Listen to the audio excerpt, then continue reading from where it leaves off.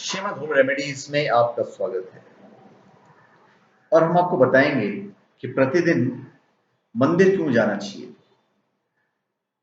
मंदिर से जाने वाले होने वाले चमत्कार के बारे में आपको बताऊंगा। वे कारण बताऊंगा जिनकी वजह से हमें भी रोज मंदिर जाना चाहिए।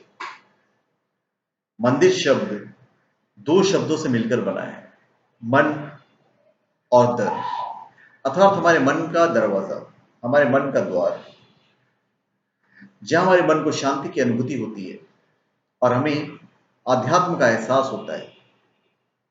ऐसी जगह पर जाने के लिए वैसे तो हमें किसी चमत्कार की जरूरत नहीं है और ना तो चमत्कार की जरूरत होनी चाहिए, किंतु कहा जाता है कि मानव अपने हर काम को किसी न किसी स्वार्थ के कारण ही करता है। तो हम आपको मंदिर जाने से होने वाले चमत्कारों से आज परिचित करवाएंगे। मंदिर में स्थापित भगवान की मूर्ति ही मनुष्य के आस्था और विश्वास का केंद्र है। मंदिर की वजह से ही हमारे मन में आस्था और विकास होता है और मंदिर ही हमारे धर्म का प्रतिनिधित्व भी करता है। आपने इस बात को महसूस किया होगा कि जब भी आप मंदिर के सामने गुजरते हैं तो आपका सिर अपने आप ही आस्था से भगवान के मंदिर के सामने नतमस्तक झुक जाता है। देखिए, मैं सिर्फ मंदिर की बात नहीं कर रहा हूँ, मैं गुरुद्वारे की भी बात कर रहा हूँ, मैं दरगाह वगैरह की भी बातें कर रहा हूँ, मैं हर जगह की बात कर रहा हूँ जहाँ भी पूजा होती है। मैं चर्च की भी बात कर रहा हूँ, कोई भी जगह हो, हर जगह एक पॉजिटिव वाइब्रेशन होता है। और जब उस धर्म के लोग वहां से गुजरते हैं या दूसरे धर्म के लोग भी गुजरते हैं तो ऑटोमेटिक हमारा जो सर है नतमस्तक हो जाता है। हम सब मंदिर में अपने भगवान के प्रति प्यार, आस्था और अपनी कुछ इच्छाओं की पूर्ति के लिए जाते हैं, प्रेयर्स के लिए जाते हैं, इबादत के लिए जाते हैं। लेकिन इनके साथ साथ मंदिर जाने के और भी कई लाभ आपको मिलते हैं। ये सभी चमत्कारिक लाभ मैं आपको बताने वाला हूँ। फिलहाल मैं सिर्फ मंदिर पे कॉन्सेंट्रेट कर रहा हूँ। जैसा कि हमने आपको ऊपर बताया था कि मंदिर मन का द्वार होता है, तो मंदिर एक ऐसा जगह है जहां हमारे मन को सुख और शांति का आभास होता है। मंदिर एक ऐसी जगह है जहां आप अपने अंदर एक नई शक्ति को अनुभव कर सकते हैं, जहां जाने से हमारे मन, मस्तिष्क प्रफुल्लित हो जाता है और हमें आंतरिक सुख मिलता है, जहां जाने से आपका पूरा शरीर उत्साह और उमंग से भर जाता है। मंदिर में मंत्रों का उच्चारण होता है, मंत्रों का मीठा स्वर, घंटे, घड़ियाल, शंख और नगाड़ों की मीठी ध्वनियां सुनकर आपके मन को भी अच्छा लगता है। हम जो घंटी बजाते हैं या झाल बजाते हैं उसके अंदर से जो वाइब्रेशन निकलता है वो वाइब्रेशन को हम समाहित करते हैं। जब हम घंटी बजाते हैं तो उसका जो ध्वनि होती है वो हमारे मनो मस्तिष्क में गूंजती है। ये सारी पॉजिटिव वाइब्रेशन है। मंदिर और मंदिर में होने वाली हर घटना के पीछे एक वैज्ञानिक कारण होता है। यहां तक कि मंदिर का निर्माण भी पूरी वैज्ञानिक विधि के अनुसार ही किया जाता है। मंदिर का निर्माण वास्तुशास्त्र को भी ध्यान में रखकर किया जाता है और इसे पूरे वास्तुशिल्प के हिसाब से बनाया जाता है, जिससे मंदिर में हमेशा शांति और दिव्यता उत्पन्न रहे और दिव्यता उत्पन्न होती रहे। मंदिर के गुंबद के नीचे, ठीक नीचे, गुंबद के शिखर के केंद्र बिंदु के बिल्कुल ठीक नीचे मूर्ति की स्थापना की जाती है। ऐसा ध्वनि सिद्धांत को ध्यान में रखकर किया जाता है, जिससे जब भी मंदिर में मंत्रोच्चारण किया जाए तो मंत्रों का स्वर और अन्य ध्वनियां गुंबद में गूंजती रहे और वहां उपस्थित सभी लोग इससे प्रभावित हो सके।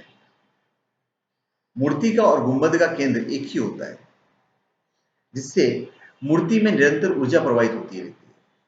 और हम भी जब मूर्ति के सामने अपना शीश झुकाते हैं तो मूर्ति में भगवान के चरणों को स्पर्श करते हैं और भगवान के सामने नतमस्तक होते हैं, तो वो ऊर्जा हमारे शरीर में भी प्रवाहित हो जाती है। ये ऊर्जा हमारे शरीर में शक्ति और उत्साह भर देती है। ये हमारे मन को शुद्ध करती है, हमारे आत्मा को पवित्र करती है, हमारे आत्मा को पवित्रता मिलती है और हमें शुद्ध करती है, जिसकी वजह से हमारे अंदर का दिखावा खत्म हो जाता है और हम अंदर और बाहर इसी तरह से शुद्धता का आभास करते हैं। मंदिर में बजने वाले शंख और घंटों की ध्वनियां वहन के वातावरण को शुद्ध कर देती है और वातावरण में से कीटाणुओं को भी खत्म कर देती है। मंदिर में घंटे का भी अपना एक महत्व होता है। हम जब भी किसी के घर में प्रवेश करते हैं तो पहले रिंग बजाते हैं। इसी तरह जो मंदिर में जाते हैं तो घंटा बजाकर प्रवेश करना चाहिए, जिससे हमारे शिष्टाचार का पता चलता है। घंटे का एक महत्व और है कि देवभूमि को जागृत करता है, जिससे हमारी हर प्रार्थना सुनी जा सके। घंटे और घड़ियाल की ध्वनि काफी दूर तक सुनाई देती है, तो जहां तक आवाज जाती है वहां तक पूरा पॉजिटिव वाइब्रेशन जाता है। मंदिर के आसपास के सारे वातावरण को शुद्ध करती है, और जिससे लोगों को यह भी पता चलता है कि आगे मंदिर है। मंदिर में जिस देवता या भगवान की मूर्ति की स्थापना होती है, उनके प्रति हमारी आस्था और हमारा विश्वास होता है। और जब भी हम उस मूर्ति के सामने नतमस्तक होते हैं तो हम अपने आप को एकाग्र पाते हैं, और हमारी यही एकाग्रता हमें हमारे भगवान के साथ जोड़ती है, और उस वक्त हम अपने भीतर भी ईश्वर की उपस्थिति को अनुभव करते हैं। यही एकाग्रता हमें चिंतन में भी सहायक होती है, और चिंतन मनन से हमें हमारी हर समस्या का समाधान भी जल्दी प्राप्त हो जाता है। मंदिर जाने से हम में स्थापित देवताओं के सामने नतमस्तक होते हैं, जो एक योग का भी हिस्सा होता है। तो अनजाने में हम प्रतिदिन एक योग कर लेते हैं, और साथ ही हमारा आलस भी दूर हो जाता है। हमारे साथ शारीरिक मानसिक तनाव से मुक्ति मिलती है। मंदिर में एक प्रथा परिक्रमा का भी होता है, जिसमें आपको पैदल चलना होता है। और जब आप पैदल चलते हैं तो ये होता है कि हमें वहां पे नंगे पांव चलना पड़ता है।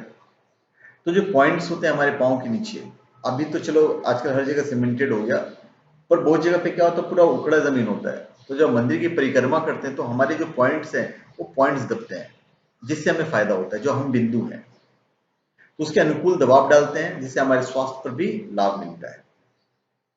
मंदिर को वैज्ञानिक शाला के रूप में बनाने के पीछे हमारे पूर्वजों का और ऋषि मुनियों का यही लक्ष्य था कि हम प्रतिदिन सुबह सुबह अपने कामों पर जाने से पहले मंदिर जाकर सकारात्मक ऊर्जा को ले सके, और शाम को जब हम अपने घर थक कर आते हैं तो उस वक्त भी हम मंदिरों से ऊर्जा को लेकर अपने कर्तव्यों का पालन सफलतापूर्वक कर सकें। इस तरह हमें पता चलता है कि मंदिर हमारी आस्था और हमारे विश्वास का ही केंद्र नहीं है, बल्कि मंदिर हमारी सोच, हमारे विचार, हमारे व्यवहार, हमारे कर्तव्यों, हमारे स्वास्थ्य का भी केंद्र है। तो हमें प्रतिदिन मंदिर जरूर जाना चाहिए, ताकि आप मंदिर से होने वाले चमत्कारिक और आध्यात्मिक लाभों का फायदा उठा सकें। तो ये मैंने आपको बताया मंदिर जाने के बहुत सारे फायदे। तो धन्यवाद। आप हमारे चैनल पे सब्सक्राइब करें और अपने कमेंट दीजिए। धन्यवाद।